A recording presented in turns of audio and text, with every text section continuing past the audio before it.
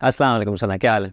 वालेकुम अस्सलाम फ़हद, बहुत दिन बाद लेकिन बहुत मस्त अलहम्दुलिल्लाह। बहुत दिन बाद मुलाकात आपसे हो रही है और ऑडियंस भी इंतज़ार कर रही थी, मेरे ख्याल से कर तो रहे होंगे आप लोग, क्योंकि बहुत सारे पॉडकास्ट में अपलोड करता हूँ, बहुत सारा कंटेंट करता हूँ, लेकिन आप वाला जो होता है ना, ख़ास ऑडियंस है जिसको इंतज़ार रहता है। सही है, क्योंकि हमारे पास बहुत सारे मसले जो इकॉनमी में हैं, मेरा ख्याल से वो ट्रेस बैक किए जा सकते हैं घरों तक। सही है, क्योंकि घर के पड्डे जो हैं वो फिर बाहर निकल के ऑफिस में जाते हैं, ऑफिस से इकॉनमी में आता है। तो हम जो डिस्कशन कर रहे हैं वो बड़ी इंपॉर्टेंट है।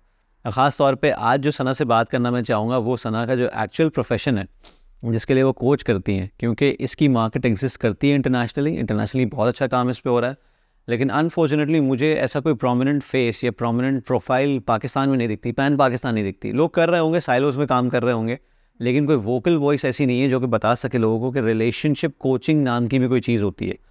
और रिलेशनशिप अगर आपके इंडेंजर्ड हैं, खुदा ना खास्ता आपको लगता है कि अब चीज़ें ख़त्म हो जाएंगी, अब कोई यू टर्न नहीं है, कोई चीज़ टर्न बैक नहीं हो सकती, that's the point, that's the junction where you are suppose to have a relationship coach on board. तो Sana is a relationship coach.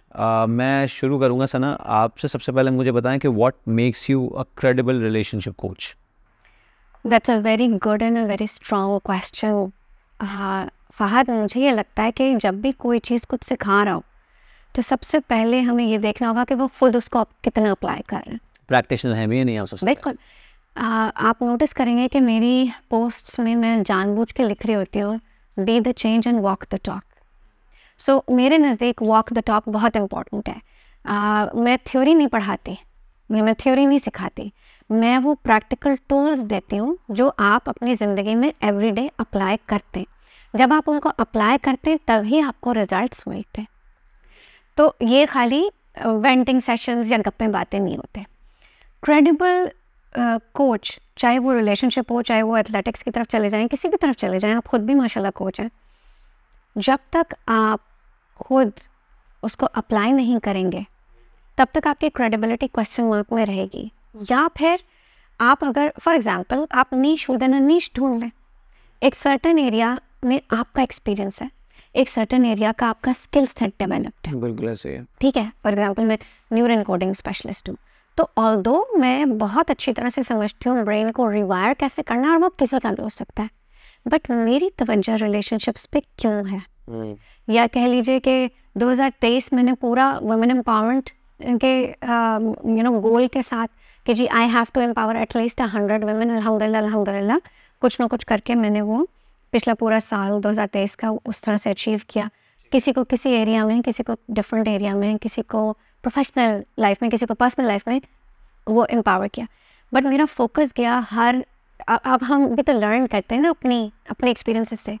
मेरा फोकस इस चीज़ पे गया कि जिन लोगों को रिलेशनशिप इश्यूज़ हैं उनके प्रॉब्लम्स स्पिल ओवर करते हैं, उनकी प्रोडक्टिविटी कम होती है, उनकी वेलबींग सफ़र करती है, उनकी मेंटल हेल्थ सफ़र करती है, इमोशनली वो सप्रेस्ड या रिप्रेस्ड होते हैं। अब देखिए, मैं आपसे जब बात कर रही हूँ, मैं ये नहीं कह रही कि मियाँ या बीवी, बिल्कुल ऐसे, ठीक है, या इन-लॉज, ठीक है, मैं ये नहीं कह रही कि कोई मखसूस जो है वो शख्स उसका प्रॉब्लम है। ये रिलेशनशिप्स जिनकी बेहतर होंगी उन लोगों को कम से कम तकालीफ होंगी। अगर मैं बिल्कुल आसान अल्फाज में बोलूँ तो, और आमतौर से मैं कहती भी हूँ कि आपकी क्वालिटी ऑफ लाइफ डिपेंड करती है आपके क्वालिटी ऑफ रिलेशनशिप्स पे और क्वालिटी ऑफ डिसीजंस पे। और सबसे पहले रिलेशनशिप तो आपका अपने आप से होता है ना। फॉर एग्जांपल, जब भी हम हेल्थ एंड फिटनेस की बात करते हैं, सेल्फ इस्टीम की या सेल्फ इमेज की बात करते हैं, तो आपका अपना इमेज, सेल्फ लव वाली जो चीज़ है, सेल्फिशनेस ही सेल्फ लव वाली, वो कितनी आपने डायल इन की हुई है। तो अगर आप नहीं अपने आप को इज्जत देते, आप सेल्फ लव पे नहीं बिलीव करते, तो आप कभी अपना ख्याल रखेंगे नहीं। नॉट जस्ट दैट, मेरा वक्त कितना वैल्यूबल है, बिल्कुल, टाइम की वैल्यू, आप अपने बारे में, और प्लस फैक्ट आप अपने बारे में जो सोच रखते हैं, माइंडसेट क्या होता है, आपके अपने बारे में क्या राय है।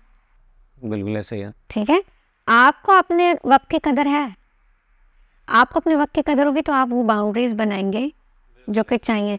फिर बाउंड्रीज बनाना हर किसी को नहीं आती, तो वो रिलेशनशिप कोचेस सिखा। हाँ, इसमें बड़ी अच्छी आपने बात की। मैं अभी मेरे जहन में आई कि बहुत दफ़ा क्या होता है कि लोग मजाक की बाउंड्रीज़ नहीं बनाते। बहुत दफ़ा ऐसा होता है कि एक बंदा अगर उसके घर में या उसके सराउंडिंग्स में इस तरह के मजाक होते हैं, जैसे बहुत दफ़ा लोग माँ बाप पे पहुंच जाते हैं, लेकिन आप इस ऐसे बंदे से इंटरेक्ट कर रहे हो जिसके घर में मजाक नहीं होता है, और अगर उसे कम्युनिकेट नहीं किया कि ये मजाक मुझे पसंद नहीं है और वो टॉलरेट करता रहा सिर्फ इसलिए कोई रिश्ता ऐसा है, तो वो बाउंड्रीज क्रॉस हो जाएंगी। तो अपनी रिस्पेक्ट, वो जो लव का एक एलिमेंट आता है ना कि अपनी रिस्पेक्ट भी आप जब भी करते हो, अपने आप से रिलेशनशिप बेहतर करते हो कि यार मेरी वेलबींग, मेरा पीस ज़रूरी है, इसलिए मैं यहाँ ही लाइन ड्रॉ कर दूँ। ये भी होता है कि किसी लोग तो ये नहीं कर पाते। सो जब आप अपने लिए वो बाउंड्री ड्रॉ करते हैं तो आपको दूसरे की बाउंड्री भी रिस्पेक्ट करनी आनी चाहिए, ठीक है। छोटी सी एक और बात मैं क्रेडिबिलिटी के हवाले से ऐड कर दूँ। एक रिलेशनशिप कोच के पास रोमांटिक और ए रोमांटिक, यानी कि एक हस्बैंड वाइफ का रिलेशनशिप, फियांसेस का रिलेशनशिप, ये वाले रिलेशनशिप्स आ सकते हैं, और साथ में एक जो नॉन रोमांटिक होते हैं ना, जैसे कि आपके वालिदैन के साथ, आपके बहन भाई के साथ, आपके इन-लॉज के साथ, ये जो रिश्ते होते हैं, इनके लिए भी कोचिंग हो सकती है। क्या ज़रूरी होता है कि जो कोच कर रहा है वो क्या सिखाना है और किन किन चीज़ों से गुजरा हुआ है और उसने खुद उसको कैसे हैंडल किया है। देखिए, गलतियाँ सबसे होती हैं, हम भी अपनी मिस्टेक से सीखते हैं, लेकिन क्या वो सीख नज़र आ रही है? सही बात है। और ख़ास तौर पे why do I have conversations with Sana is the reason that, इसके पीछे रीज़न ये है कि she is a wife, she has been daughter, doting wife है माशाल्लाह। और मतलब मैंने बहुत कम ख़वातीन देखी हैं जो अपने हस्बैंड की इतनी गर्विदा होती हैं। Sana is one of them. Sana is fan of husband माशाल्लाह। जिस तरह ये अपने बेटे के साथ इंटरेक्ट करती हैं, अपनी बेटी के साथ इंटरेक्ट करती हैं, she is got sister in law, mother in law, ये बहुत सारी ऐसी चीज़ें हैं जो नॉर्मल रिलेशनशिप्स हम सब फेस कर रहे होते हैं, ये सबको फेस करती हैं, और उनसे लर्निंग्स निकाल के अपनी प्रोफेशनल लर्निंग्स और पर्सनल लर्निंग्स के साथ कोच करती हैं। तो मेरे लिए क्रेडिबिलिटी, जो आपने कहा वॉक द टॉक, वो बड़ा मैटर करती है, क्योंकि मैंने काफ़ी सारे मार्केट में ऐसे कोचेस देखे हैं जो रिलेशनशिप में रहे नहीं होते, या फिर वो प्री मैरिटल रिलेशनशिप्स को रिलेशनशिप कोचिंग का नाम दे रहे होते हैं। तो वहाँ तो मेरा ख्याल है, मेरा पर्सनल ओपिनियन है कि वहाँ तो अभी ABC भी स्टार्ट नहीं होती, उसके बाद सब कुछ स्टार्ट होता है। तो you have to go through that hell, तो नहीं कहूँगा, थ्रू दैट एक्सपीरियंस, 10-12 साल 15 साल, फिर आपको पता चलता है, फिर आप रिलेट करते हैं स्टोरीज से, थोड़ा सा क्लाइंट की स्टोरीज से। तो थोड़ा सा मैं इसको और ट्विक कर दूँ। देखिए, कोच हो सकते हैं, कोचिंग की जा सकती है, प्रोवाइडेड आपके पास वो स्किल सेट हो, आपने जिनसे सीखा है। यूजुअली क्या होता है, आप लाइसेंस एक्वायर कर सकते हैं, आप डिफरेंट सर्टिफिकेशंस एक्वायर कर सकते हैं, डिपेंडिंग ऑन आप किस निश को में ग्रो करना चाह रहे हैं। सो अगर कोई गुजरा नहीं है उससे, तो एटलीस्ट उसके पास वो स्किल सेट हो। थोड़ा सा फ़र्क यहाँ पर ये भी आ जाता है फ़ान, इस प्लेटफॉर्म से मैं किन लोगों को एक्सप्लेन भी करना चाहती हूँ कि एक रिलेशनशिप कोच और मैरिज काउंसलर में फ़र्क होता है, और इन दोनों में नुमायाँ फ़र्क होता है। जो काउंसलिंग है वो थेरेपी के मॉडल पे चल सकती है, वो आई वोंट से फॉर्मल, उसका वो से फ़र्क होता है, उसके पीछे गोल अलग होता है।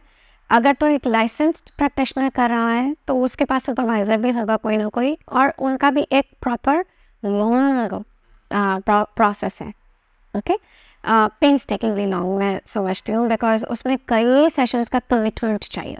ओके। जबकि एक कोच जो है वो आपका इस वक्त जो मसला चल रहा है उसको हैंडल करेगा। आपको ये तसल्ली होगी कि हाँ जी, इसने मुझे कुछ ऐसी चीज़ सिखा दी है जिससे आइंदा कभी ये मसला हो तो मैं खुद ही हैंडल भी कर सकूं, तो एक सेंस ऑफ एम्पावरमेंट भी होता है, ठीक है। फिर आपको एक कोच चंद वो हेल्दी तरीके बता देता है जिससे आप मज़ीद फ्यूचर को बेहतर कर सकते हैं। यहाँ पर काउंसलिंग में आमतौर से क्या होता है कि जिस वजह से प्रॉब्लम आई होती है उस वजह को कुरेदना, उस वजह क्यों हुआ था, बहुत सारे क्यों वाले सवाल होते हैं। आई पर्सनली बिलीव, और मैंने अपने मेंटोर से भी यही सीखा है कि आप क्यों सिर्फ तब पूछें जब आप किसी पर्पस क्वेस्ट पर कोई आप अपनी ज़िंदगी में मकसद ढूंढना चाह रहे हैं, तब आप क्यों का सवाल करें, वरना तो काफ़ हटा के यूँ, ठीक है। सो क्यों के बजाय क्या कर सकता, कैसे कर सकता, कब कर सकता, ये ज़्यादा ज़रूरी सवाल है। सो आई थिंक जो आप कह रहे थे ना कि कोचिंग हो सकती है, अगर आप उससे नहीं भी गुजरे तो हो सकती है, बट क्रेडिबल हो, आपके पास वो स्किल सेट हो, आप अगर अगेन वही बात के पैरामीटर्स हैं, आप उनको गेज कर सकते हैं।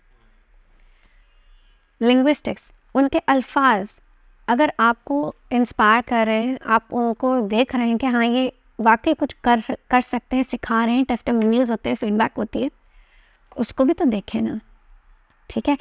अच्छा, मज़ेदार बात क्या है, वर्ड ऑफ माउथ बहुत मैटर करता है। अगर मैंने आपको कुछ सिखाया है, उससे आपको कुछ फ़ायदा हुआ है, तो आप मुझे वापस बताओ ना बताओ, आप 2-4 लोगों को और बता दोगे कि यार मैंने ये ट्राई किया था और मैं अभी सारी ज़िंदगी के लिए सीख चुका हूँ। मुझे बार बार इसी चीज़ के लिए बार बार प्रॉब्लम नहीं होगा।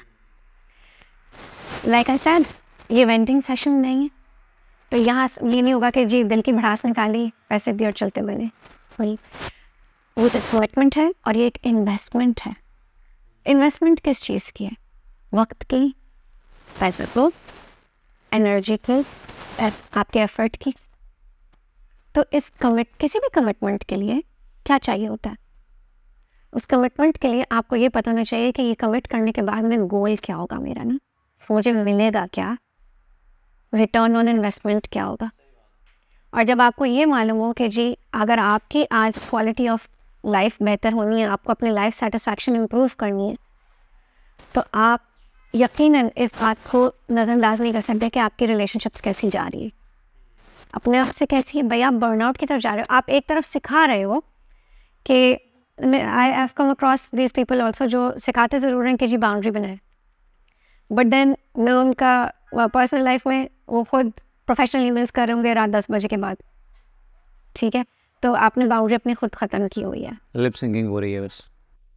फिर एक चीज़ होती है कि लोग सतही बातें करते हैं ना, मुँह से बोलेंगे जी हम तो यूँ हैं, हम तो वो हैं, बट देन तो पकड़ना ही मुश्किल होता है। But then they are also worried कि जी बाकी सब क्या कहेंगे, क्या मैं उस लिहाज से सोसाइटी के नॉर्म्स में फिट कर रहा हूँ। सही बात है।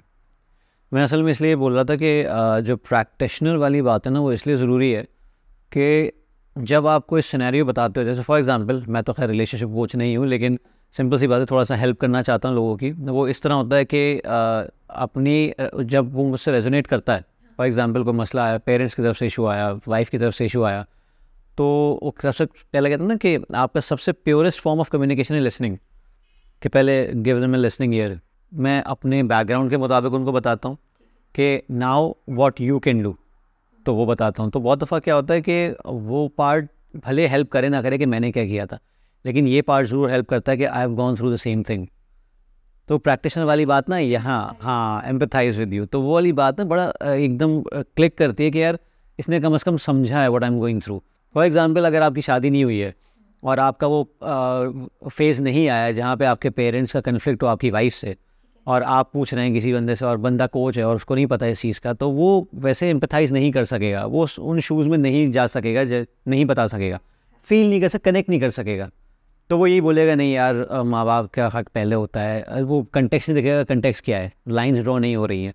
माँ बाप बेसिकली वहाँ आ रहे हैं जहाँ पे लाइंस ड्रॉ हो जानी चाहिए, एक ख़ानदान अलग हो चुका है, अब माँ बाप को वहाँ इंटरफेयर नहीं करना चाहिए, लेकिन हमारे सोसाइटल प्रोग्रामिंग के तहत नहीं, हाँ, ओवरलैपिंग बहुत है कि नहीं, जो कुछ है माँ बाप होते हैं, वो कुछ भी कह सकते हैं, भले वो गलत तो सही होगी, खैर रिलीजियस चीज़ों भी आ जाएंगी, उसमें मैं जाना नहीं चाहता। लेकिन जब आपके पास एक्सपीरियंस नहीं होता ना, तो आप इस तरह की चीज़ों में घुसना शुरू करते हो, तो जहाँ पे वो बैकफायर करती है, अनचार्टेड टेरिटरी टाइप, हाँ, वो बैकफायर करती है। मेरा तो ख्याल ये है कि आप जब भी कोच देखें तो सबसे पहले वॉक द टॉक वाली चीज़ देखें, ये देखें कि वो गुजर चुका है इन चीज़ों से। हाँ, उसके अलावा अगर उसके पास क्रेडेंशियल्स हैं, वो बोनसेस हैं, लेकिन मेरा अपना पर्सनल ओपिनियन है कि क्रेडेंशियल्स होने के साथ साथ अगर पर्सनल एक्सपीरियंसेस नहीं है, तो थोड़ा सा मसले आते हैं। मैं आपको बताऊँ, personal experience plus the right credentials are a bomb combination, ऐसे ही, ठीक है, ये मिल जाए तो बहुत अच्छा है। जैसे मैंने खुद रिलेशनशिप कोचिंग ली है और मुझे ये लगा कि जिस मोमेंट पर मैंने ली वो मेरे लिए अच्छा ज़रूरी था। बिल्कुल। तो आप टेबल के साइड पे भी बैठ चुकी हैं? मैं टेबल के साइड पर भी बैठी हूँ और मैं बहुत रिगार्ड करती हूँ अपने कोच को कि उसने मुझे हेल्प आउट किया। तो आप फ़ौरन कनेक्ट भी कर सकती है इस साइड से मेंटली कि किस तरह से। एग्जैक्टली, एंड प्लस बहुत ज़रूरी है कि आप एक सेफ स्पेस क्रिएट करें जहाँ कोई भी खुल के बगैर जज फील के बात। बिल्कुल। और every coach has to be coachable. अगर कोच कोचेबल नहीं है तो वो कोच नहीं है। फॉर एग्जांपल अगर बहुत ज़्यादा परफेक्ट अपने आप को वो फील करवा रहा है और हर चीज़ उसके लिए फ्लॉलेस है, कोचेबल सबसे भी पहले- एक्सप्लेन कर दें अपनी ऑडियंस को, कोचेबल क्या होता है? मतलब बिन देयर डन दैट वाली बात बताए, फेलियर्स बताए कि भाई फॉर एग्जांपल अगर मैं तुमसे कुछ सीख सकता हूँ, फॉर एग्जांपल आप मुझसे वर्स्ट सिचुएशन में हो लेकिन मैं आपको कोच कर रहा हूँ और आप मुझे कुछ सिखा सकते हो उस सिचुएशन में भी कि यार फॉर एग्जांपल मेरी सिचुएशन गंदी थी लेकिन इतनी भी बुरी नहीं थी जितनी तुम्हारी है, तो इससे मैं लर्निंग ले सकता हूँ कि ऐसे भी केसेस होते हैं। बिल्कुल, मैं अपने हर क्लाइंट से कुछ ना कुछ सीख रही होती हूँ, लेकिन जहाँ तक कोचेबल होने की बात है, I can only coach people who want to take that coaching from me. देखिए, Any coach can coach a person who wants to change. अच्छा, so coaching basically do with process है। डू विद प्रोसेस का क्या मतलब होता है कि अगर मैं आपसे कुछ सवाल करूं, आप खुल के मुझे सच सच उसका जवाब दो, क्योंकि जब आप मुझसे ऑनेस्टली बात करोगे, ओपनली बात करोगे, तो मैं आपका मसला समझ सकूंगी। जब मैं उसे समझूंगी तो मैं पूछूंगी आप चाहते क्या हो, जो आप चाहते हो क्या वो इकोलॉजिकली सेफ है आपके लिए, आपके लव्ड वंस के लिए, उसके क्या उस गोल के क्या कॉन्सिक्वेंसेस और रिपकशंस होंगे। ठीक है, ये अवेयरनेस में लाना ज़रूरी है। जब ये चीज़ अवेयरनेस में आ जाती है तब लाहे अमल डिसाइड किया जा सकता है कि अच्छा ठीक है, मैं ये आपको सिखा सकती हूँ, ये आपको थॉट वर्क में हेल्प करेगा, ये आपको इमोशनल रेगुलेशन में हेल्प करेगा, ये आपको बिलीफ सिस्टम में हेल्प करेगा। डिफरेंट एरियाज़ कवर होते हैं। रिलेशनशिप कोच आपको मल्टीपल एरियाज़ में हेल्प आउट कर सकता है। कपल कोचिंग, प्रीमैरिटल कोचिंग, जो कि अब मैं इस साल फोकस करूँगी बहुत ज़्यादा, इसलिए भी क्योंकि आपको पता है Fahad, divorce rates are going really high. मैं ये कहती हूँ कि जी किसी को भी अब्यूसिव रिलेशनशिप में नहीं रहना चाहिए, लेकिन इससे पहले कि कोई भी ड्रास्टिक डिसीजन लिया जाए, and by that I mean कि यू नो सेपरेशन और डिवोर्स, तो उससे पहले ये ज़रूर देख लें कि कहीं आप गलत लेबल का इस्तेमाल तो नहीं कर रहे। मैं आजकल डॉक्टर रमानी की पॉडकास्ट वगैरह सुन रही होती हूँ, मैं उन्हें फॉलो करती हूँ। वो स्पेशलाइज करते हैं नार्सिसिज्म में। ठीक है, कभी आपको मेरी पोस्ट में मिल जाएंगे उनकी स्टोरीज में। ज़ाहिर है इंसान कहीं ना कहीं से सीख रहा होता है, तो जब मैं रिलेशनशिप कोचिंग करती हूँ तो ज़ाहिर है मुझे भी तो अपने आप को सिखाना है ना कि मेरे पास अगर ऐसे केसेस आ रहे हैं या बहुत सारे लोग फ्रीली ये वर्ड यूज़ कर रहे हैं एज अ लेबल कि जी मेरे बीवी नार्सिसिस्ट है या मेरा मियाँ नार्सिसिस्ट है, तो क्या उन्हें पता है कि वो क्या लेबल इस्तेमाल करें? और ये भी एक स्पेक्ट्रम है, कोई कितना है और कब है, किस बात पर ट्रिगर हो जाता है। तो एक अच्छा स्पाउस उसको कैसे मैनेज कर सकता है? ठीक है, हर चीज़ तो डील ब्रेकर नहीं हो सकती, हर वक्त कोई एक शख्स गलत नहीं हो सकता। गलत और सही में पड़ गए तो बस डेड एंड है ना, गलत और सही नहीं है। देयर आर ग्रे एरियाज जहाँ आपको एक लफ्ज़ हमारे यहाँ इस्तेमाल होता है सैक्रिफाइस, या एक और लफ्ज़ होता है कॉम्प्रोमाइज़। ये दोनों लफ्ज़ मुझे जिस तरह से इस्तेमाल होते हैं उससे सख्त इख्तलाफ है, और मैं बताती हूँ क्यों। Love is not equal to sacrifice. तो प्लीज़ ये जो बिलीफ है कि जी प्यार तो सच्चा प्यार तभी है जब तक कुर्बानी ना हो किसी चीज़ की, तो ऐसा नहीं है। Effective communication, love is equal to very effective communication, support and so much more. हम इसके बारे में भी बात करेंगे, बट इट्स नॉट सैक्रिफाइस। तो और ये सेक्रीफाइस अगर आप करते रहते हो ना तो आगे जाके साल में नहीं, 2 साल में नहीं, 10-20 साल में ये आगे ज़रूर आता है, ज़बान पे ज़रूर आता है। भाई ये सैक्रिफाइस ना, हाँ, फिर आप मैंने कहते कुर्बानी हो कि हाँ हाँ, और अब मुझे रिटर्न दो, तो वो कुर्बानी नहीं आप है, डिमांड की पोजीशन में है नहीं उस टाइम, और आप बिल्कुल खत्म हो चुके हैं। लाइक आप ऐसे ही है। ऐसे समझिए जैसे ये शख्स है और उसने पहले हाँ, या फिर ये तो उससे मतलब आप सुनिए ट्रांजैक्शन कर रहे थे, अभी भी ट्रांजैक्शन का आप दूसरा पार्ट मांग रहे हो ना। चलिए हम इसको इस तरह से कहते हैं, जैसे फॉर एग्जांपल ट्रांजैक्शन वालदैन नहीं, वालदैन है, सही है, वालदैन बहुत ज़्यादा करते हैं अपने बच्चों के लिए, सही है, पैम्परिंग की हद तक करते हैं। हमारे यहाँ तो एक कल्चर भी है ना कि बच्चों को इतना पैम्पर कर दिया कि वो 30 साल के बाद बड़े हो रहे हैं, ये 40 साल तक बच्चे ही हैं, ठीक है, डंडे वाले हाँ parents डंडे भी वाले, हैं। फिर उसके बाद डंडे वाले पेरेंट्स हैं, फिर उसके बाद ये होता है कि देखें बुढ़ापे का सहारा वाला भी एक एलिमेंट है हमारे यहाँ, बिलीफ सिस्टम है कि भाई हम अब ये हमें पे ऑफ करेगा, तो जो भी हम कर रहे थे वो हमारी इन्वेस्टमेंट थी और ये हमारी पॉलिसी थी, तो अब इसको रिटर्न बैक करना है। तो ये सेक्रीफाइस नहीं हुआ, ये सेक्रीफाइस आप बेसिकली कर रहे थे किसी लॉन्ग टर्म गोल के लिए। अब वो मीट नहीं हो रहा क्योंकि जिसके लिए आप सेक्रीफाइस कर रहे थे वो हो गया है अवेक, सही है, वो उसको पता है कि यार मैंने तो आपसे डिमांड नहीं की थी, ठीक है, वो कह सकते हैं कि भाई आप फॉर एग्जांपल अगर आप अपना पेट काट के, जैसे पेट काटना बोलते हैं, वैसे एक्सट्रीम केसेस में होता भी है, लेकिन बहुत दफ़ा अगर सेक्रीफाइस कर रहे हैं तो उस वक्त वो बच्चा अगर कम में भी खुश रह सकता था, लेकिन आपने अपना पेट काट के उसको वो दिया, वो फैसिलिटी या लग्जरी दे दी, जो कि आप समझा सकते थे उसको कि बेटा हमारे साथ लर्न करो, हमारे साथ चलो और हमारे साथ ग्रो करो। फॉर एग्जांपल मैं अभी करता हूँ, ठीक है, even though I can afford good things for my kids, लेकिन उनको मैं समझाता हूँ कि बेटा मैं ले सकता हूँ, आपको दिला सकता हूँ, लेकिन हम ये नहीं लेंगे। क्यों? क्योंकि आपको हमारे साथ लर्न करना है, मनी मैनेजमेंट सीखनी है, ताकि हम साथ ग्रो करें। अब मैं अभी उनको ना समझाऊँ, उनके लिए सेक्रीफाइस कर दूँ, बाद में मेरे जहन में ये हो क्या तुम्हारे लिए मैंने ये सब किया था, तो ये सेक्रीफाइस तो बैकफायर करेगा ना। हाँ, सो पॉइंट क्या है कि सर्टेन बिलीफ्स हैं जो पहले वक्तों में थोड़ी काम की थी, शायद हमारे पेरेंट्स के लेवल पे वो काम की थी, दुनिया भी चेंज थी उस वक्त, मुख्तलिफ थी, कुछ लोग कहते हैं अच्छी थी, ठीक है, जैसे भी थी, अच्छा। जैसे भी थी, वो वक्त अब नहीं रहा, हमें वक्त के साथ ग्रो करना है। तो इन बिलीव्स के ऊपर रिफ्लेक्ट करने की ज़रूरत है ना, ठीक है, कौन सी बिलीफ आज आपके काम आ रही है, कौन सी बिलीफ आज आपके काम नहीं आ रही है। हमें हर चीज़ को पर्सन सेंट्रिक करना है। मेरी औलाद के लिए मैं बहुत कुछ कर सकती हूँ, और मैं कोई माँ बाप अभी तक मैंने ऐसे नहीं देखे जो बेस्ट ना करना चाहते हो, लेकिन हर किसी का बेस्ट का लेवल, इंटेंसिटी फ़र्क है, वो गलत नहीं है, गलत और सही नहीं। भाई देखे ना, पैम्पर करना भी किसी के लिए बेस्ट है कि मैं इसको वो कुछ दे दूँ जो मुझे नहीं मिला। पेरेंटिंग के स्टाइल्स हैं ये, अगर रिलेशनशिप है आपकी अपने बच्चे के साथ, आपके अपने वालिदैन के साथ। मैंने आपके पहले भी पॉडकास्ट में कहा था कि वालिदैन हमें गिफ्ट्स देते हैं और गैप्स देते हैं।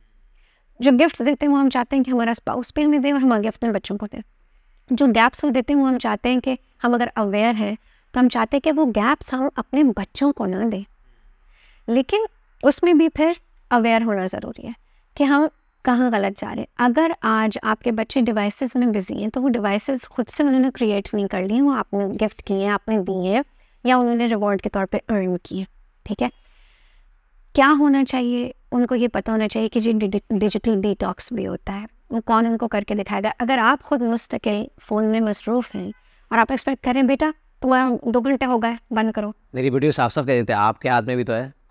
हाँ ठीक है, सो पॉइंट इज एक्शन, आपके एक्शंस। मैं और यहाँ से बात कर रहे थे कि अगर हम चाहते हैं कि जी हमारे बच्चे किताब की रीडिंग करें, देखिए अब रीडिंग इस पे भी होती है।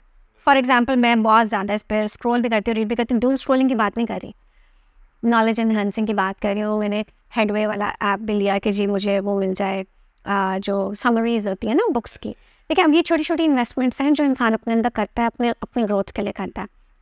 पढ़ने के इतना टाइम भी नहीं है, हम फास्ट पेस दुनिया में है ना, फिर फोमो भी होने लगता है लोगों को, यार मैं किताबें नहीं पढ़ पा रहा।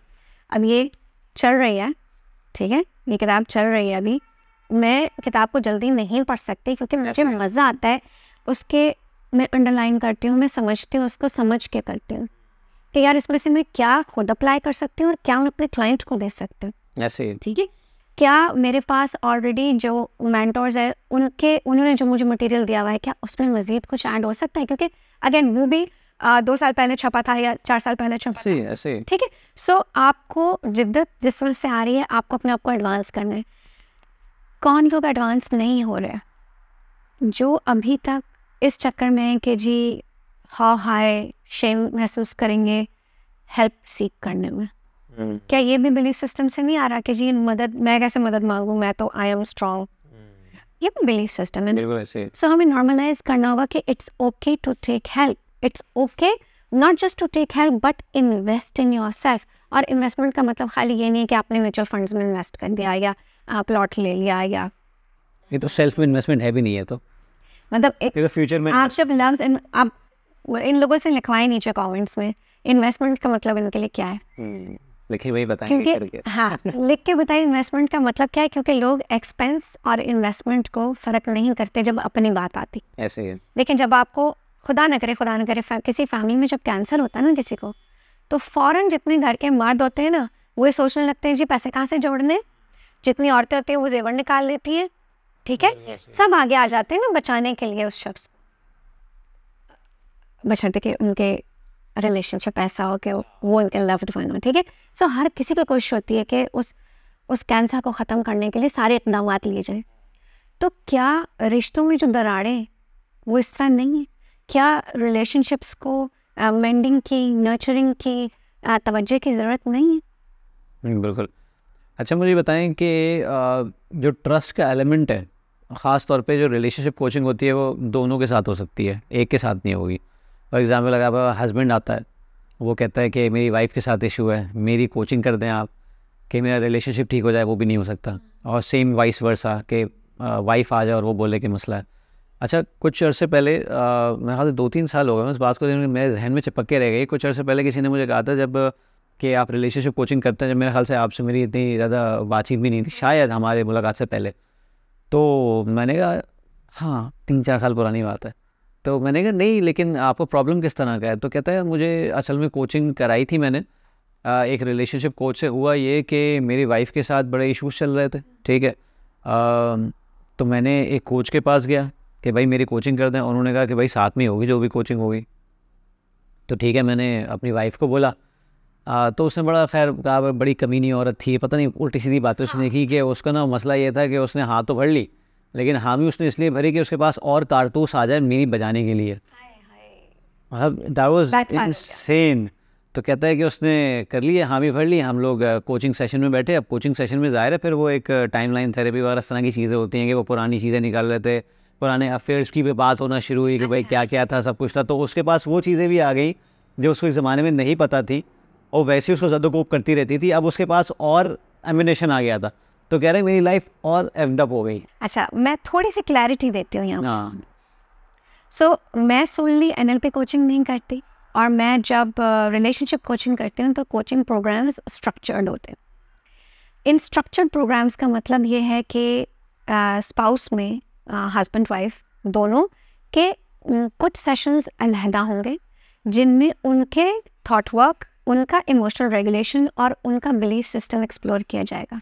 सही कि उनके जो क्लैशेस हो रहे हैं उन दोनों की इंडिविजुअली क्या थॉट्स है इस बारे में, और क्यों वो उस तरह से ट्रिगर होते हैं, या क्यों ये कॉन्फ्लिक्ट खड़ा होता है। ओके। जब आप चारों के मतलब कम से कम मिनिमम 4 सेशंस हो जाते हैं दोनों के अलहदा अलहदा। 4 इसके कपल कोचिंग इसलिए कहलाती है क्योंकि मकसद आपका टुगेदरनेस है।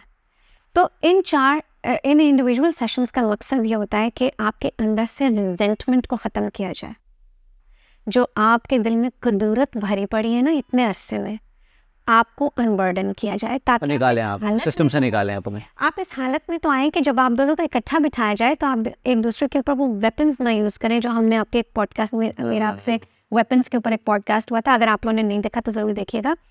Please don't use those weapons, because ये आपका कमिटमेंट है। बहुत से प्लेटफॉर्म्स पर मैं ये देखती हूँ कि अगेन यही वाली बात कि मशावरत करती हैं औरतें कि जी मेरे मियाँ के फ़ोन से मुझे ये मिला, अब बताओ क्या करना है।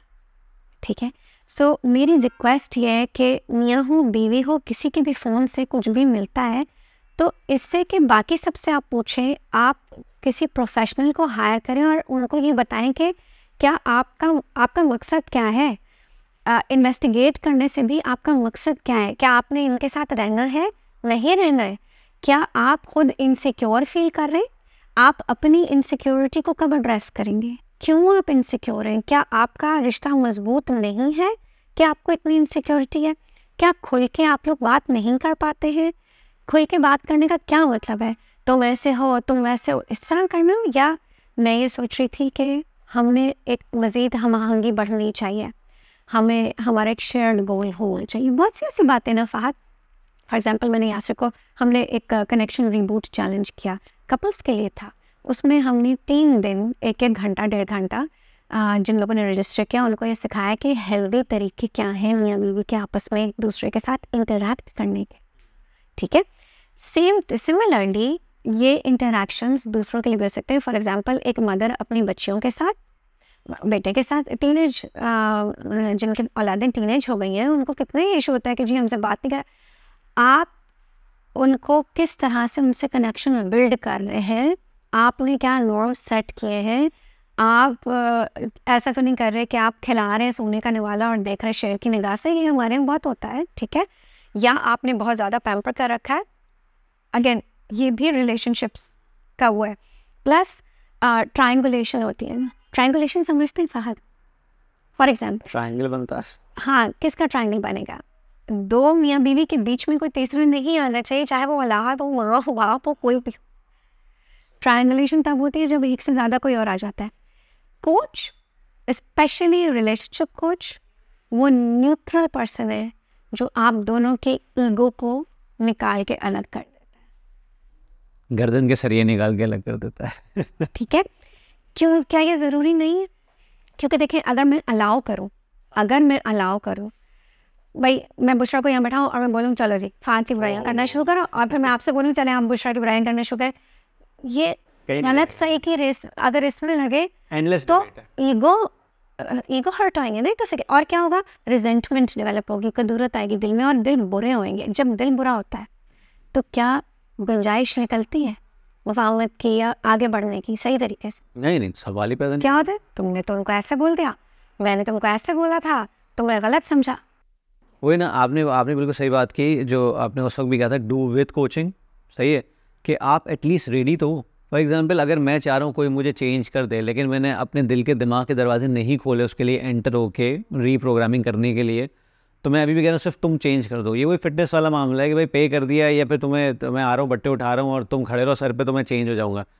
लेकिन अगर आप हफ्ते में एक दफ़ा जिम आ रहे हो और फिर एक्सपेक्ट कर रहे हो कि यार मैं तो जिम आता रहता हूँ और मेरे पास कुछ चेंज नहीं हो रहा, रिजल्ट नहीं हो रहा, तो वही सेम चीज़ है कि आप बेसिकली अपने लिए अपने आप को चेंज करने के लिए आप रेडी तो हो पहले। एंड प्लस आपने एक बड़ी इंटरेस्टिंग बात बोली फात, कि बंदा आया और उसने कहा मेरी मिसेस को इश्यूज़ है। आपको खुद को इशू है, आप आए हो, सो अगर बेगम को इशू है, बेगम को आना चाहिए। और मुझे तो अजीब सा लगा कि उसकी बेगम राज़ी भी हो गई, तो उसको ये खटका नहीं लगा कि ये राज़ी कैसे हो गई? देखिए मैं बताऊँ, अगेन जब दिल में कदूरत होती है, रिजेंटमेंट होती है ना, तो आपकी सोच नेगेटिव होती है। आपको ये लगता है कि अच्छा ठीक है, यहाँ हाल बेहतर नहीं होगा, आप पहले से सोच के आते हो। प्लस अकेले आपकी सोच नहीं होती, जो लोग सीमिंगली बज़ाहिर आपके वेल विशर हैं वो ट्रेन प्रोफेशनल नहीं है, एम्पथाइज नहीं कर सकते। हाँ, ऐसे ही वो अपने एक्सपीरियंसेस और थोपते हैं आप। और एक और चीज़, जब आप मुशावरत ऐसे लोगों से करते हैं जिनका अपना बुरा एक्सपीरियंस रहा होता है, तो उसका इन्फ्लुएंस होगा ना। बिल्कुल ऐसे ही है। आप आज आपके वेल विशर्स कौन है, आज आपके फ्रेंड्स कौन है, उन फ्रेंड्स के अपने रिलेशनशिप्स कैसे हैं। सही बात। और आप you will come across people like के वो कहेंगे कि जी जो ऑफिस में होता है वो हम ऑफिस तक ही रखते हैं। बीवियों के केस में ले लेते हैं, हस्बैंड्स, भाई मेरे हस्बैंड को अच्छा नहीं लगता कि मैं काम में मसरूफ़ हूँ और वो मेरा इंतज़ार करे। जब से ये बात मुझे पता चली, आई मेक श्योर कि वो वेल इन्फॉर्म्ड हो कि मैंने आज पॉडकास्ट रिकॉर्ड करनी है, ठीक है, तो जो मेरे करने के काम थे अगर आप उसमें से मुझे सपोर्ट कर दें, बच्चों को पिक करने जाना है स्कूल से, ठीक है। सो जब तक इफ़ेक्टिव कम्युनिकेशन नहीं होगी, गाड़ी चलेगी कैसे? आप फुस टायर पे, पंक्चर टायर पे आप कितनी गाड़ी चला लोगे भाई? सही बात है। तो क्या जब आपका टायर पंक्चर होता है आप पंक्चर बनवाने नहीं जाते हो? चलो कभी कभी हवा डलवा ली, सही है, पंक्चर नहीं बनवाया, हवा डलवा ली, अभी टाइम नहीं है, तो ये किसका डिसीजन है कि टाइम नहीं है? कब तक, कितनी बार हवा डलेगी उसके बाद ख्याल आएगा जी पंक्चर बनवाना है, और उस पंक्चर बनवाने वो मुफ्त में बनेगा, खुद ब खुद बन जाएगा पंक्चर। अच्छा, कुछ कभी ऐसा भी होता है, ये आपके साथ कभी हुआ है कि कोई ऐसा केस हो जो हेल्पलेस हो, आपको लगता है कि यार ये ना आगे चले तो बेहतर है, वैसी सिचुएशन आती है? या आपको लगता है कभी कोई हाइपोथेटिकल सिचुएशन अगर आपके जहन में हो या कभी आई हो कि यार ये ना ही साथ चले तो बेहतर है क्योंकि ये साइड भी राज़ी नहीं हो रही, ये साइड, या फिर किसी एक साइड में कोई मसला है? फहद, इंटरेस्टिंगली मैं बताऊँ, मैं अपने क्लाइंट्स को चूज़ करती हूँ। ओके, फिर तो मसला ख़त्म। क्लाइंट चूज़ करने का क्या मतलब होता है? मैं क्यों ऐसे कपल को साथ रखना चाहूँगी जो खुद साथ नहीं रहना चाहते? ठीक है, मैं हर उस शख्स की मदद करने को तैयार हूँ जहाँ 1% भी चांस हो कि ये साथ आ जाएंगे, बट वो 1% की विलिंगनेस उनके एंड से, और दोनों की तरफ से होनी चाहिए, दोनों की तरफ से होनी चाहिए। क्यों ताली एक हाथ से नहीं बचती। But I will also say कि क्लियर होना चाहिए रिजल्ट क्या चाहिए, कमिटमेंट क्यों है। खुदारा ये ना कहे जी हमारे बच्चे हैं इसलिए हम साथ हैं, no, make your life exciting, make your life a wonderful one. वो तो फिर वही सेक्रीफाइस हो गया ना जिसकी वजह से आप we will just make ends meet और बस चल रहा है काम, कि भाई बच्चों की वजह से हम लोग साथ जी रहे हैं। वही ना, हवा भरते जो पंक्चर न बनवा। ऐसे ही है। तो अच्छा मुझे ये बताएं कि आपने जब भी पाकिस्तानी, अच्छा आपने किसी गोरे को वो किया है, मतलब किसी गोरे ने कंसल्ट किया, गोरे कपल ने आपसे, या पाकिस्तान इंडियंस ही ज़्यादातर हैं? मेरे पास क्या रहा है? अच्छा, क्योंकि ज़्यादातर मसले तो हम लोगों के ही हैं। देखिए हाँ, मज़ेदार बात क्या है, मैं खुद क्योंकि पाकिस्तानी, ठीक है, हमारा एक सर्टन कल्चर होता है, हमारा एक सर्टन देसी कल्चर होता है। दुनिया में कहीं भी पाकिस्तानी इंडियंस हों, उनका सेम। एग्जैक्टली। सो हमारे बिलीफ सिस्टम्स, हमारी कल्चरल नॉर्म्स वो हैं जो जिनसे मैं गुजरी हुई हूँ। आपने पूछा मैंने कंसल्ट किया, मैंने रिलेशनशिप कोचिंग में किसी गोरे को उस तरह कंसल्ट नहीं किया है, अपार्ट फ्रॉम कि जब पेरेंट को किसी चाइल्ड के साथ रिलेशनशिप बिल्ड करना। ठीक है। So that I have done कि पेरेंट चाइल्ड रिलेशनशिप पे मैंने कोचिंग किया है। ठीक है। अंग्रेज को, अंग्रेजी बोलेंगे क्या बोले, ठीक है, हाँ, फॉरेनर को, बिल्कुल, ठीक है। या मैंने एग्जीक्यूटिव कोचिंग की है जब मैं विमेन की कोचिंग कर रही थी। वो तो फिर रिलेशनशिप के बाद से आ जाती है, रिलेशनशिप, बट वो रिलेशनशिप विद सेल्फ था। ओके, ठीक है। Again couple coaching, pre marital coaching मैं विलिंगली देसी के लिए कर रही हूँ, हाँ, बिकॉज अगेन मुझे उनकी बिलीफ सिस्टम आज के लिहाज से भी देखनी है, 10 साल बाद के लिहाज से भी देखनी है। मैं उनको कम से कम वो इंसाइट्स दे सकती हूँ कि देखो आज ये टूल सीख लो, कल को तुम ज़्यादा इमोशनली इंटेलिजेंट होगे जब तुम्हारी रिलेशन, और बाउंड्री बनाना सीखो। जब तुम बाउंड्री बना लोगे, इमोशनली इंटेलिजेंट होगे, तो न सिर्फ पर्सनल लाइफ में एक्सेल करोगे, प्रोफेशनल में भी स्पिल ओवर होगा। बिल्कुल। प्री मैरिटल कोचिंग इतना क्यों आप वो करती हैं ख़ास तौर पर? मुझे जहाँ तक लग रहा है वो इसलिए कि मैं भी यंगस्टर्स के साथ बहुत ज़्यादा उठना बैठना है मेरा, क्योंकि ज़ाहिर है छोटा मोटा इन्फ्लुएंस मेरा सोशल मीडिया पे, लोग मैसेज करते हैं, रिलेशनशिप के हवाले से करते हैं, ख़वातीन भी करती हैं, अपने मेंटल, सेक्सुअल और इमोशनल हेल्थ के हवाले से लोग बातें कर रहे होते हैं। तो मुझे तो ये समझ में आ रहा होता है कि यार तुम लोग ना ही जाओ रिलेशनशिप में तो ज़्यादा बेहतर है। तो मुझे तो ये लग रहा है कि आप भी वहीं से आ रही हैं कि रिलेशनशिप कोचिंग इसलिए बहुत ज़रूरी है प्री मैरिटल के लिए। फहद, आपकी लव मैरिज है? जी, मेरी भी अल्हम्दुलिल्लाह लव मैरिज है। उस वक्त हमारा लव जो है ना ज़रा फिल्मी किस्म का था, हम DDLJ देख के ना निकले थे उस वक्त। आई बी वेरी क्लियर कि यही था कि वो तो बाद में आहिस्ता हुआ कि यार अल्लाह का शुक्र है हो गया, ठीक है। वरना काफ़ी लोग तो पोज अपार्ट भी निकल जाते हैं बाद में। उस वक्त इस बात का एहसास नहीं होता कि हम कितनी बड़ी जिम्मेदारी ओढ़ रहे हैं, और ये जिम्मेदारी अपने ऊपर भी है, और शादी का सोचना किसी के साथ, और मीडिया का इन्फ्लुएंस है, गंदा इन्फ्लुएंस है मीडिया का। हाँ, लेकिन चलिए उसको अगर हम पॉजिटिवली लें, ठीक है। एक्सपेक्टेशंस अगर मीडिया सेट करेगा तो हम क्या रोल प्ले उसमें करेंगे? ऐसे ही अल्टीमेटली हमें भुगतना, और उस भुगतने को मैं वर्ड को चेंज करना चाहती हूँ। मैं कहती हूँ we get to live with the person we love. हमारी ख्वाहिश क्या होती है? ऐसे ही है। देखिए ना, नीड है, कोई भी नीड फुलफिल कर सकता है, बट वांट है, I want to be with this person, और डिज़ायर है, I want to lead a beautiful life with this person.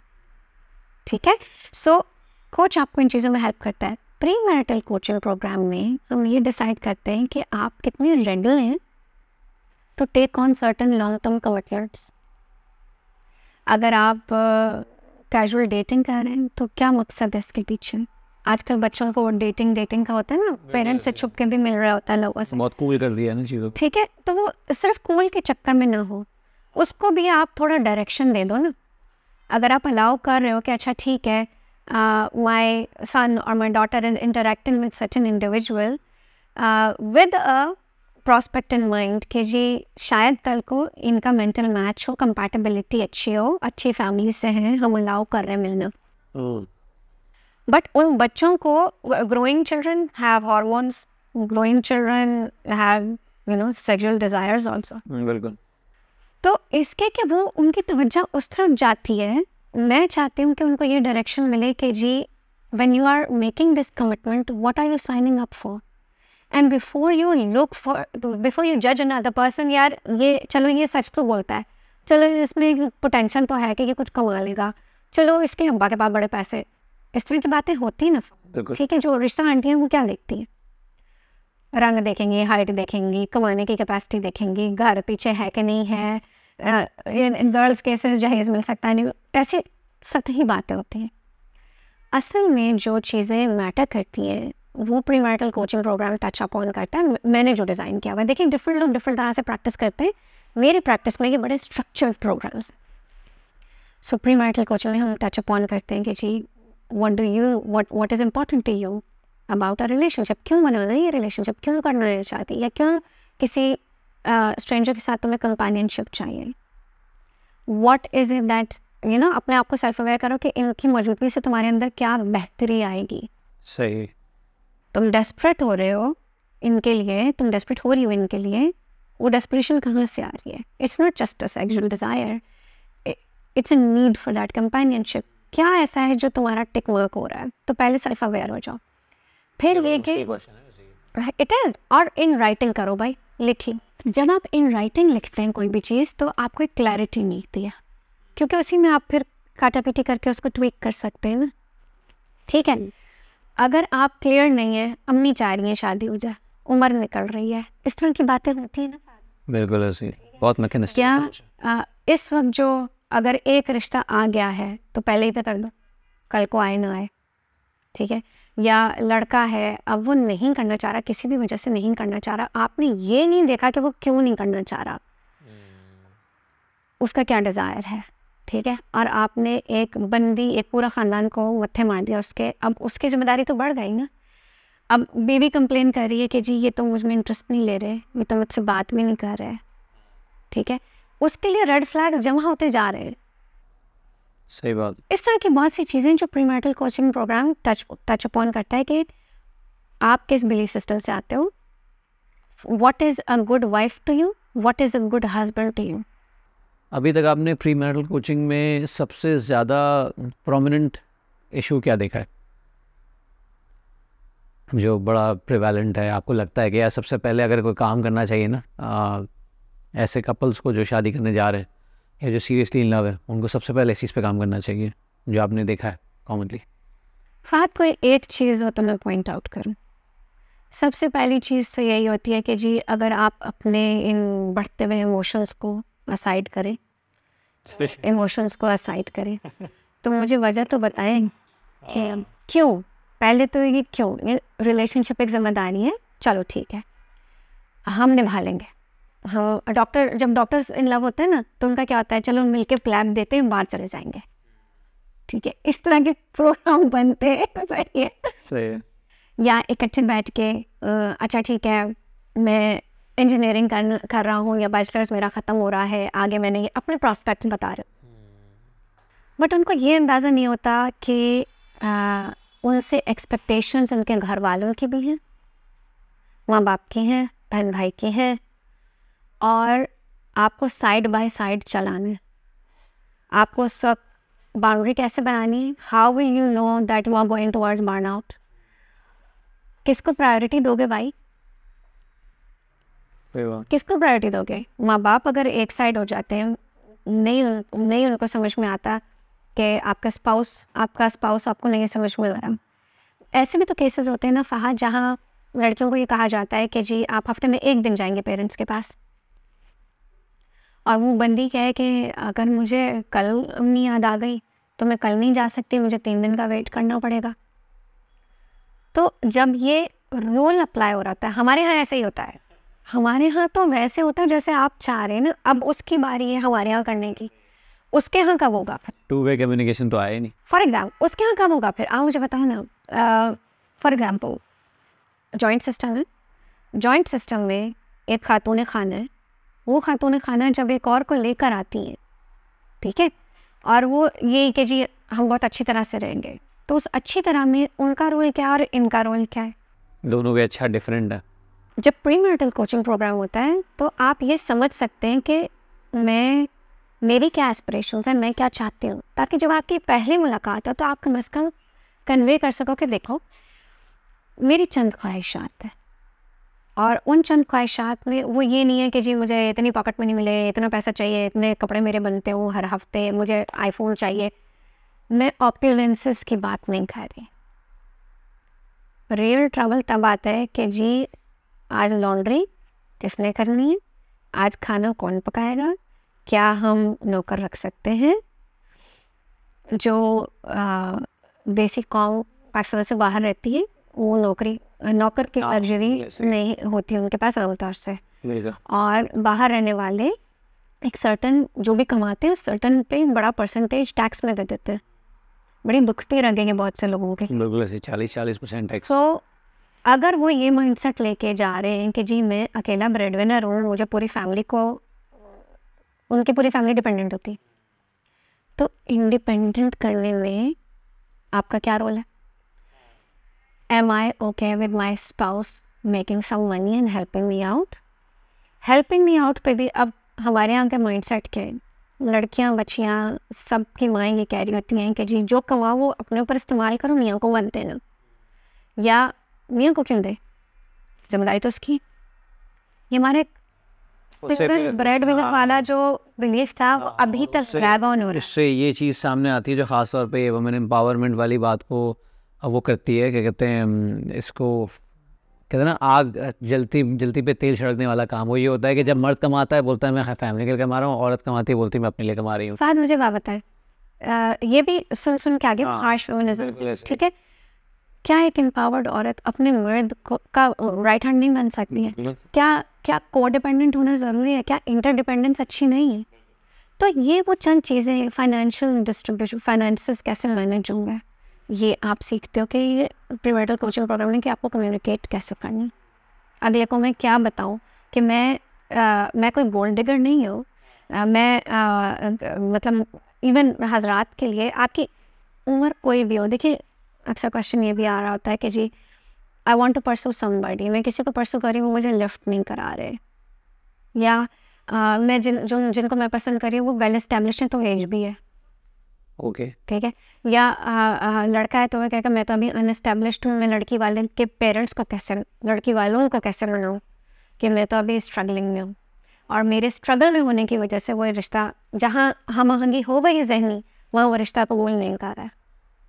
ये वाले इश्यूज़ आर सम जो कि प्रीमैरिटल कोचिंग प्रोग्राम में आपको ये क्लैरिटी दे देते हैं कि आपका वे फॉरवर्ड क्या होगा, सही, कहाँ मुमकिन इख्तलाफात आ सकते हैं, उन मुमकिन इख्तलाफात के बारे में आपको बात कैसे करनी है विदाउट डिसरिस्पेक्ट। अगले का मॉडल ऑफ द वर्ल्ड फ़र्क हो सकता है ना। ये फाइनेंशियल वाली बात जो आपने की, फाइनेंशियल अक्यूमेंट की या फाइनेंशियल लिटरेसी की, ये आपने कितनी देखी है? मेरे ख्याल से हमारे यहाँ तो जो लड़के लड़कियाँ हैं जब वो करने जा रहे होते हैं, मेरे ख्याल दिस इज़ द लीस्ट और लास्ट थिंग ऑन कंसिडरेशन। मेरा नहीं ख्याल इतना होता होगा। देखिए सियाने लोग हैं हमारे मेजॉरिटी, अगर आप डेटा पूछेंगे तो मैं आपको साफ साफ कहूँगी कि जेंडर गैप बहुत ज़्यादा है, लिटरेसी, फाइनेंशियल लिटरेसी का, डिजिटल लिटरेसी का बहुत ज़्यादा है, बहुत ज़्यादा। मैं तुम्हें कितना ज़्यादा बताऊँ, 16% और बाकी 26% और बाकी, ये बहुत बहुत ज़्यादा है। लाइक फीमेल्स की डिजिटल लिटरेसी, फाइनेंशियल लिटरेसी बहुत कम। और जब हम लिटरेसी की बात करते हैं ना तो समहाउ ये आ जाता है कि ऐसा जी 5 जमातें, 10 जमातें, 12 जमातें, 16 जमातें, नो इट्स नॉट अबाउट आपने कितनी क्लासें पढ़ ली हैं, पढ़ाई गए उस पढ़ाई के से कोई ताल्लुक़ नहीं है, और इस सब आपको एजुकेशन बात है, नॉट जस्ट एक्सपीरियंस। यार मैं अपने मियाँ को बार बार कहती हूँ, मुझे ना, मैं अल्हम्दुलिल्लाह पाकिस्तान मेडिकल एसोसिएशन की इलेक्टेड कैबिनेट में हूँ, इनकी फाइनेंशियल सेक्रेटरी हूँ। सो अगेन ये ओहदा एक ज़िम्मेदारी डालता है मेरे कंधों पे, और एज अ होल कर मैंने जो घर के फाइनेंसेस मैनेज किए उसके अलावा मैं कोई और फाइनेंसेस उस तरह से मैनेज नहीं करती थी पहले, ठीक है। लेकिन अब जैसे मैं कंट्रीब्यूट करना चाहती हूँ, जी पानी का बिल मैंने दे दिया, इंटरनेट का बिल मैंने दे दिया, ये छोटी मोटी चीज़ें, यू नो, लाइक मैं मेरा बच्चों का जो मंथली एक्सपेंस होता है मैं यहाँ से उसके लिए बॉदर नहीं करना चाहती। क्यों? क्योंकि अल्हम्दुलिल्लाह मैं कमा रही हूँ। वो ये कहते हैं कि चलो तुम म्यूचुअल फंड्स में डाल दो या तुम सेव कर दो, ठीक है, वो ये कहते हैं, ठीक है। लेकिन मेरा क्या कहना होता है कि मैं चाहती हूँ, मेरी ख्वाहिश है ये कि मैं वो कंफर्ट यासर को दे सकूँ कि जी मैं इंटरडिपेंडेंट हूँ, और मैं हम अपनी स्ट्रेंथ्स को लेके, हमारी दोनों गाड़ी के टायर में पंक्चर्स नहीं है, और he can depend on me, I can depend on him. ये बड़ा खूबसूरत थॉट प्रोसेस है, और ये समझने के लिए, हज़म करने के लिए हमारी आवाम को ना बहुत बड़ा जिगरा चाहिए।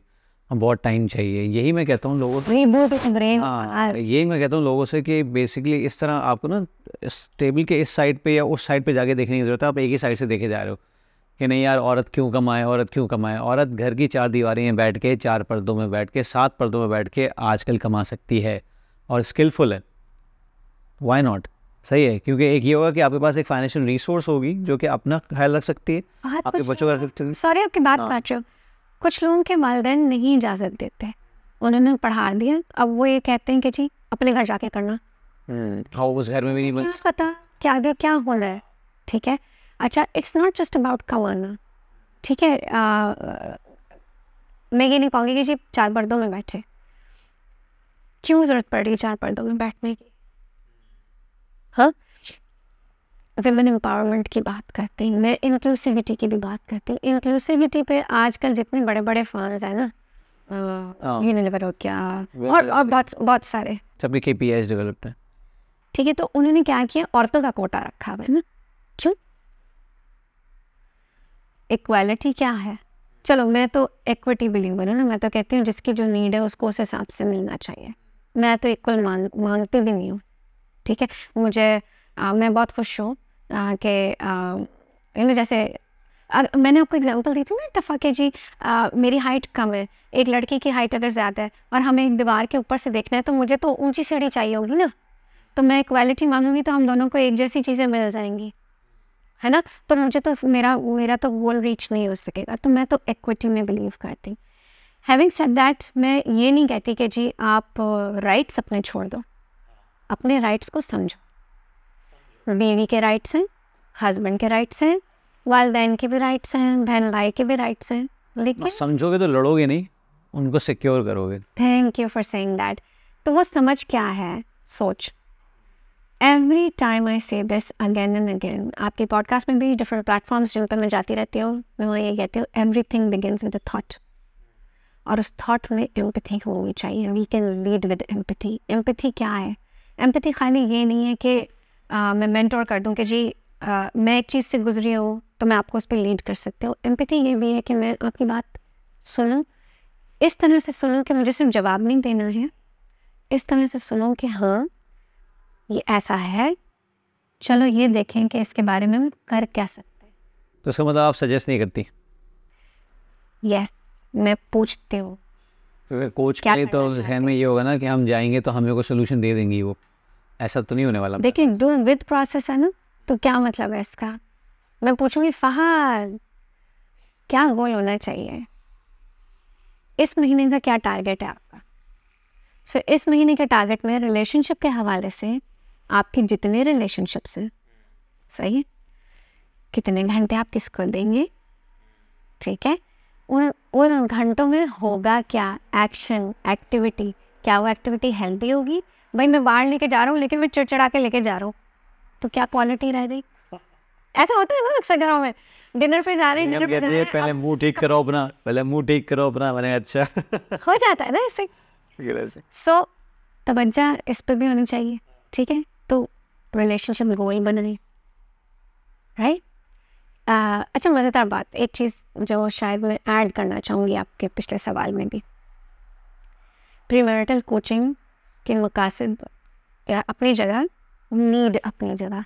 प्रीमैरिटल कोचिंग की नीड क्यों है, ज़रूरत क्यों है प्रीमैरिटल कोचिंग की?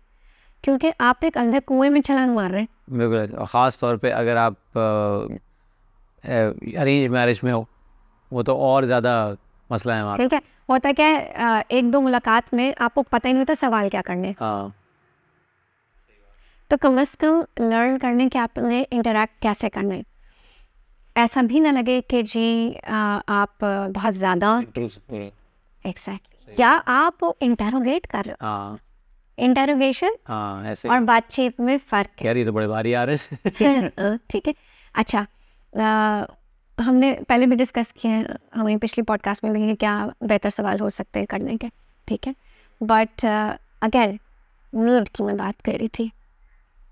बहुत सी ख़वातीन 30 की दिहाइयों 30s में पहुंच के ये इस फीलिंग से गुजर रही हैं कि हम अपने पेरेंट्स के ऊपर बोझ बन गए, क्योंकि उनके पेरेंट्स हर वक्त जब उनसे बात करते तो उनकी उनके बारे में बात नहीं करते, इस बारे में बात करते हैं कि रिश्ता नहीं आया।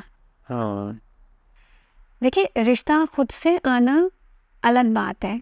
एक 23 साल की औरत हो जाती है लड़की, सही बात है। एक बाशऊर शख्स है वो कम्युनिटी का, मुआशरे का, जैसे अगर वो मिलेगी नहीं, बाहर निकलेगी नहीं, लोगों से मुलाकात नहीं होगी, और मैं खाली शादी ब्याहों की बात नहीं कर रही हूँ, मैं बात कर रही हूँ नेटवर्किंग इवेंट्स की, मैं बात कर रही हूँ वेबिनार्स की, सेमिनार्स की, ऐसे जैसे मेले लगते हैं प्रोफेशनल प्लेटफॉर्म्स की।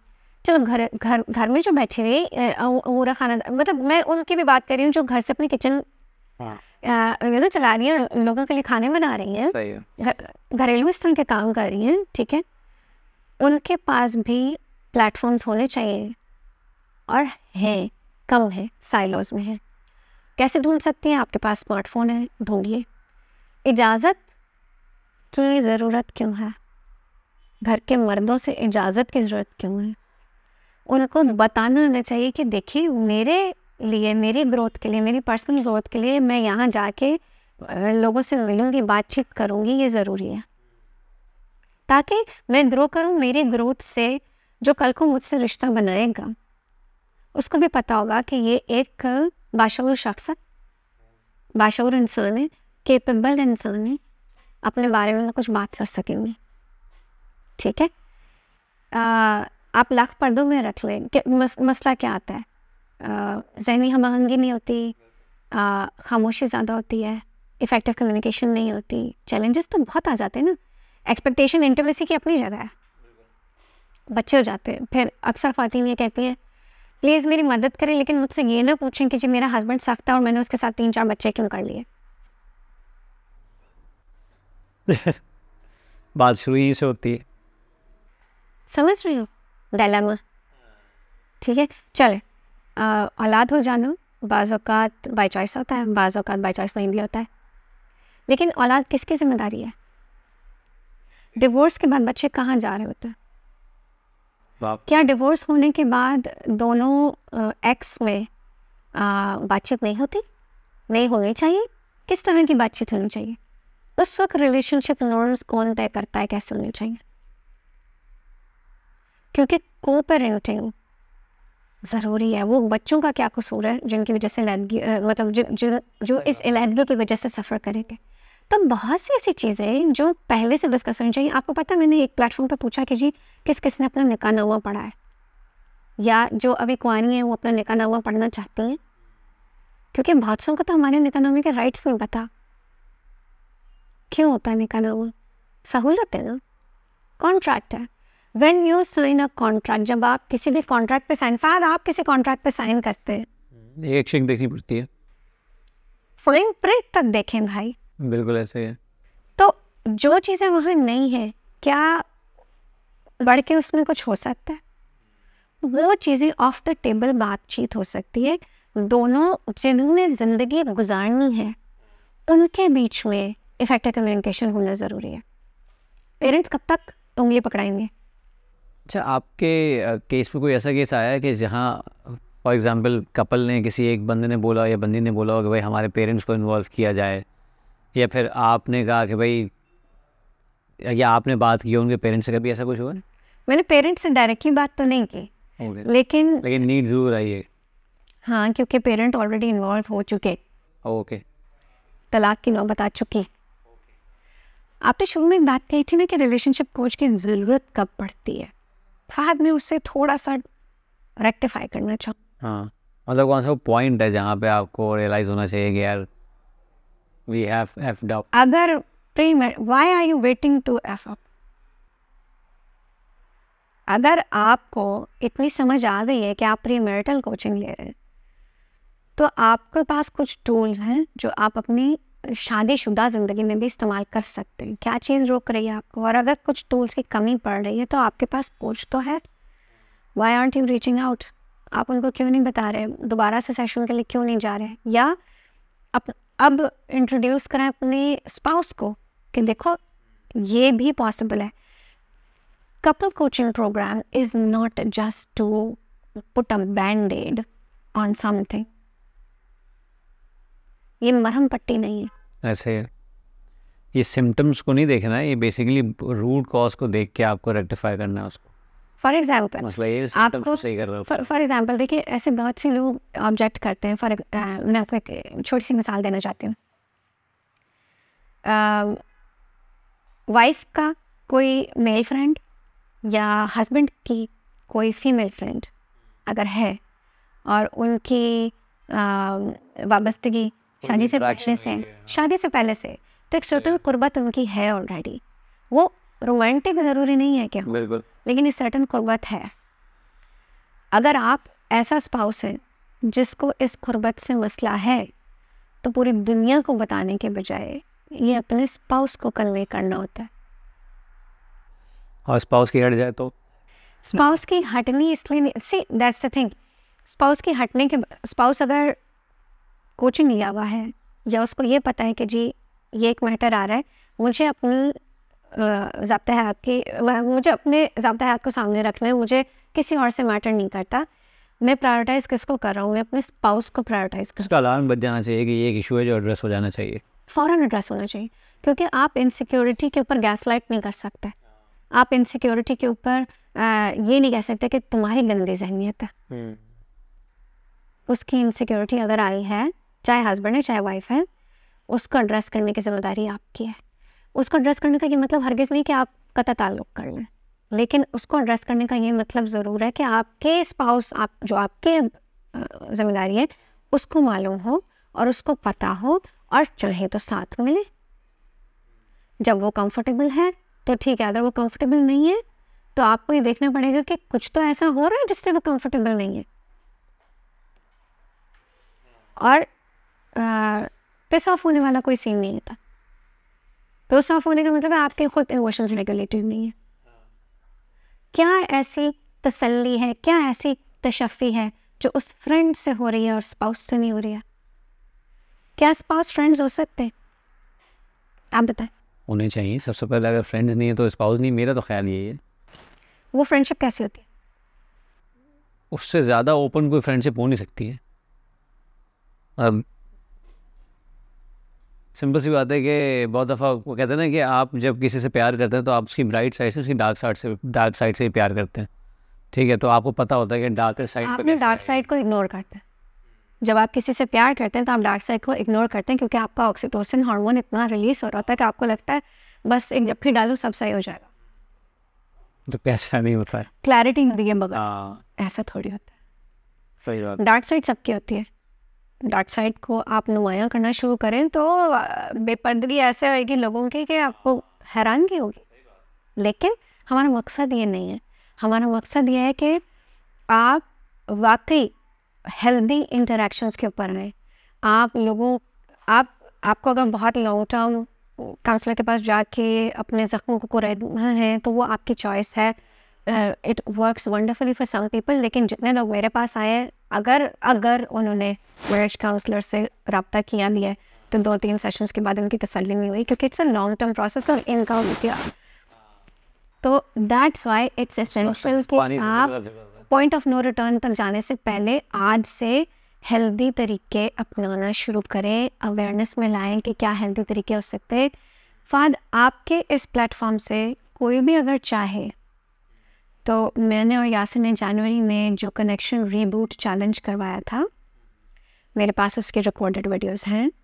जो आपके प्लेटफॉर्म से चाहे वो मुझसे रीच आउट करके ईमेल के थ्रू वो कनेक्शन रीबूट चैलेंज में बैठ सकते हैं।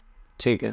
और एक सहूलत मैंने ये दी हुई थी कि क्योंकि ये मेजर इन्वेस्टमेंट है, इंस्टॉलमेंट बेस्ड है, तो जो लोग चाहेंगे उनको जो डिस्काउंट मैंने पार्टिसिपेंट्स को दिया हुआ था वो डिस्काउंट मैं उनको भी दूँगी। Nice, very nice.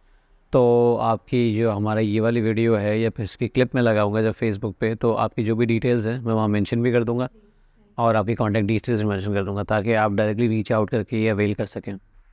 Thank you so much. Because मुझे ऐसा लगता है कि जब हम बैठते, जब हम बात करते, तो हम ऐसे बहुत से दिलों को छू जाते हैं जो शायद अपनी आवाज़ उस तरह से। And there are so many people who want to do more, know more. Okay, what's more in that? हम और क्या सीख सकते हैं और क्या ले सकते हैं? हाँ ना, एटलीस्ट इससे बाहर निकले ना कि जी शादी से पहले हमने बहुत मेहनत कर ली और शादी के बाद जब मेहनत करने का टाइम आया तो अब आप इन्वेस्ट ही नहीं करना चाह रहे इसमें। अच्छा सना, आखिर में मैं एक सवाल करना चाहूँगा कि अगर इस पूरे सेशन को या आपके सारे सेशंस को समराइज़ किया जाए, एक साइकिल में बंद किया जाए, दरिया के कूदे में बंद करना है, तो आप किस तरह इसको डिफाइन करेंगी रिलेशनशिप कोचिंग को? अगर मैं ये बोलूँ कि हम पहले रोमांटिक की बात करते हैं, ठीक है, आपकी या तो नज़र पड़ती है या आपको किसी की आवाज़ अच्छी लगती है, आपको किसी पर्सन से आप जब फर्स्ट टाइम विजिबल हो जाते हैं ना, तो आपका एक इंटरेक्शन होता है। उस इंटरेक्शन में आप ये देखते हैं कि जी फिजिकल अट्रैक्शन महसूस हो रही है, मेंटल अट्रैक्शन महसूस हो रही है, some type of attraction is there. सही है। So you want to, you feel like कि इन्फैचुएशन होती है ना, यू फील लाइक ये मुझे अच्छा लगा, ये मुझे अच्छी लगी, ठीक है, दोबारा मिलने की ख्वाहिश होती है। 2-4 दफ़ा हम मिल लेते हैं तो आपको अंदाज़ा होता है कि यार हमें तो ये बहुत ज़्यादा अच्छा लग रहा है, लव जिसको फिल्मी लव बोलते हैं, वो फीलिंग आने लगती है।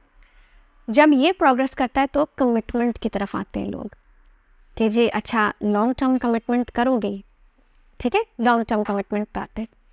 जब आप एक लॉन्ग टर्म कमिटमेंट में बंध जाते हैं, चाहे फिर वो फियांसे वाला स्टेज हो, चाहे वो शादी वाला स्टेज हो, चाहे वो अब बच्चे बड़े हो रहे वाला स्टेज हो, इस कमिटमेंट के बाद you are with each other, you are bound.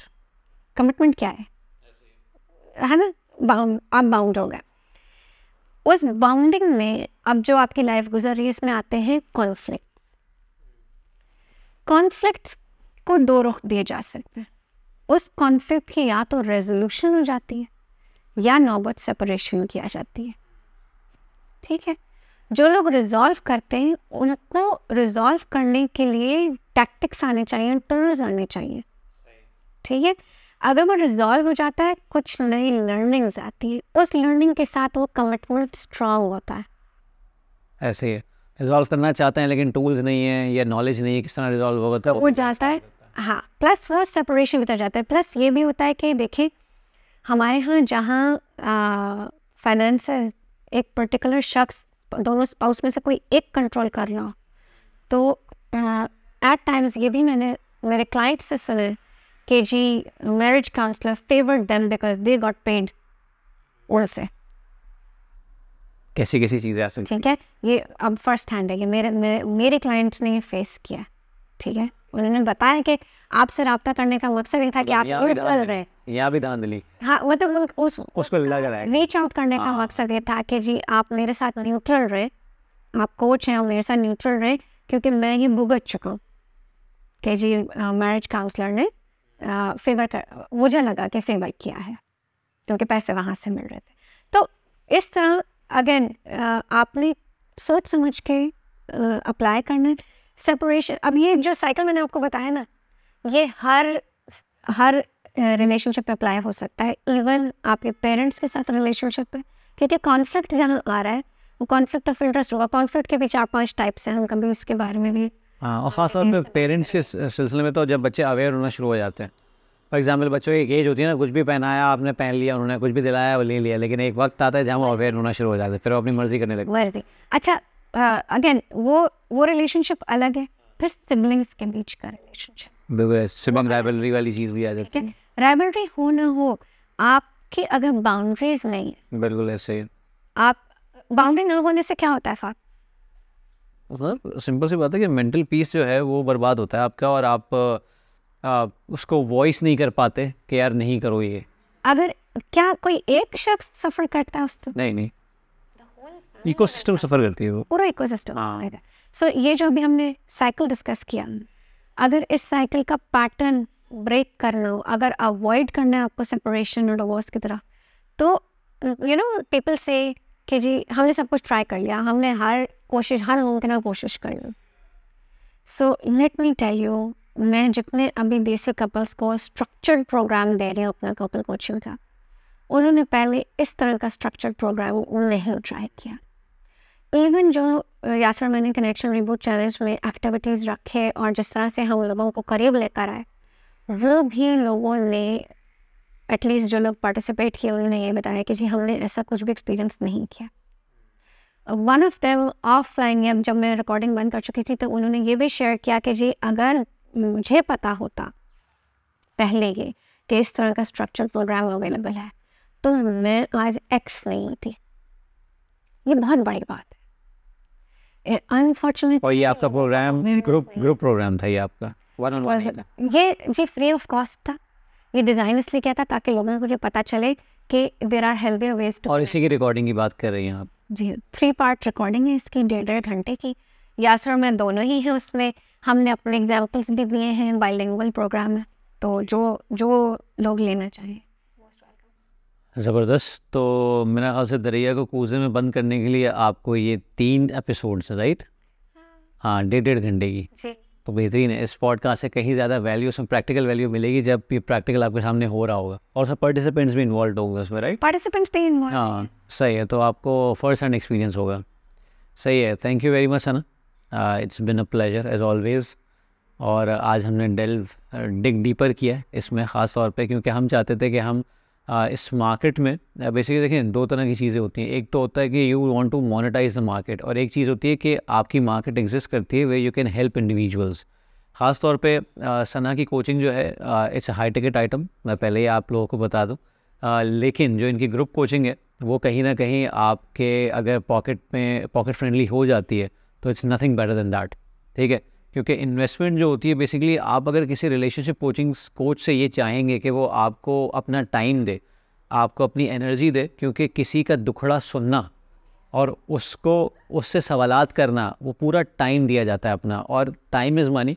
Her expert का कोई डॉक्टर भी होता है आपके पास, आप अरे गरे डॉक्टर के पास चले जाएं तो आराम से आपको अपॉइंटमेंट मिल जाएगा, लेकिन जो अच्छा डॉक्टर होता है उसके लिए 3-3 दिन इंतज़ार करना पड़ता है, 3 हफ्ते भी लग जाते हैं। सही है, भले वो 6,000 का हो और आप 600 वाले के पास नहीं जाएंगे तो आपको 6,000 वाले के पास ही जाना है।